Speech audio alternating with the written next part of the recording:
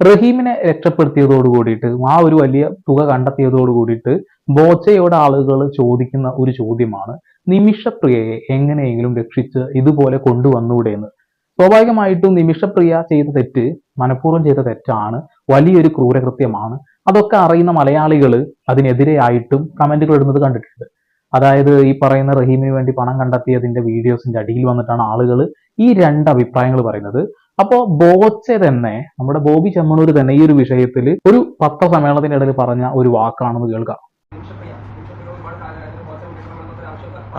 അതെ, നിമിഷപ്രിയ ഞാൻ അന്വേഷിച്ചുകൊണ്ടിരിക്കുകയാണ്. നിരപരാധിയാണോ? കാരണം ഇതൊരു കൊലപാതകളെ രക്ഷിക്കാൻ വേണ്ടിയിട്ടുള്ള ഒരു സംവിധാനമായിട്ട് മാറാനും പാടില്ല. അപ്പൊ ഈ ഒരു സംവിധാനം, ഇപ്പൊ ആളുകളെ സഹായിക്കാൻ മലയാളികൾ ഒന്നടങ്കം നിൽക്കുന്ന ഈ ഒരു സംവിധാനത്തെ അത് ദുരുപയോഗം ചെയ്യാന്ന് പറയും. അത് ചെയ്യരുത് എന്ന് ബോച്ചയുടെ വാക്ക് നിങ്ങൾ കേട്ടല്ലോ.